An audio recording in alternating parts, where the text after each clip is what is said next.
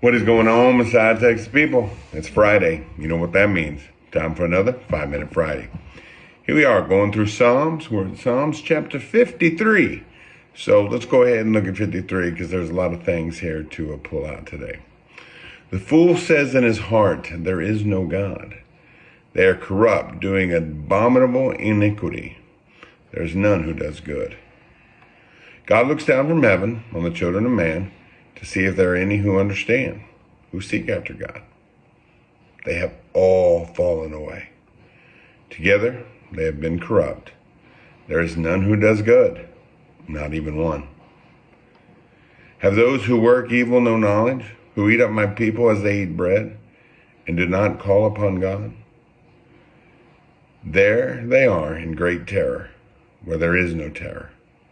For God scatters the bones of him who encamps against you. You put them to shame, for God has rejected them. Oh, that salvation for Israel would come out of Zion.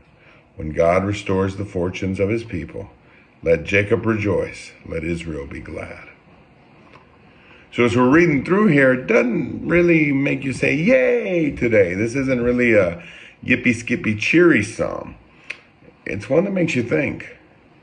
It says, the fool has said in his heart, there is no God.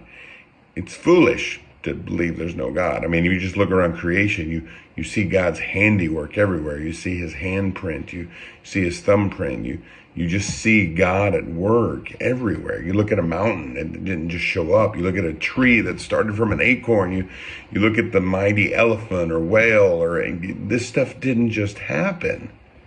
This is God. God does this, and it's foolish to say there is no God. The fool just doesn't get it. Just get it. And it's heartbreaking. It's not to look at someone and say, oh, you're a fool, you don't believe in God. It should break our heart that they don't believe in God.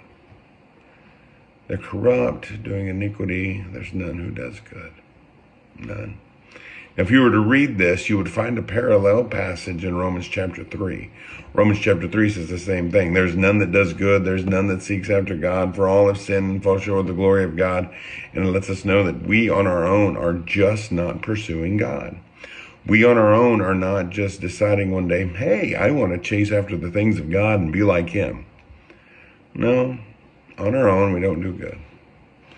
It says that God's looking down and he's trying to see, is there anybody who understands? Is there anybody who seeks after me? But we've all fallen away.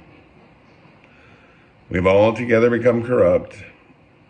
There's no one that does good. Like in our own, in our flesh, this isn't saying that everyone forever, because once we accept Christ and have the Holy Spirit in us, then of course we can do good. We're capable of doing good. But this is saying on our own, mankind as we are, we're not good. We're not good. He goes on to ask, do the people who work evil, do they not have knowledge? Those who are eating up my people, like they eat bread, and do not call upon God. Like, do they just not get it? Do they just not understand that I am God and I'm going to handle my business? How do they just not see it?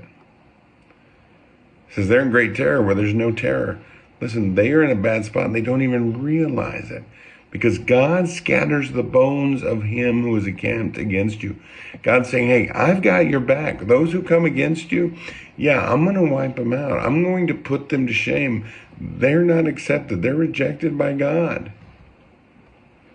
But sometimes it's hard to see that. Sometimes we just see the enemy. Sometimes we just see the foolish people coming after us. And we're like, God, where are you? But I love how he closes the psalm. He says, oh, that salvation for Israel would come out of Zion. When God restores the fortunes of his people, let Jacob rejoice, let Israel be glad. Hey, for us, salvation did come out of Zion. Salvation had a name.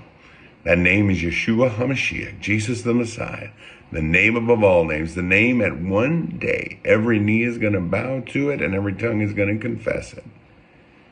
He has come out of Zion. He is our salvation.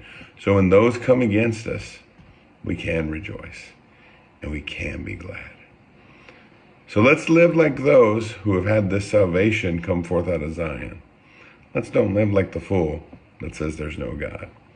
And let's try to live this life together for him, because you got friends at Messiah, Texas.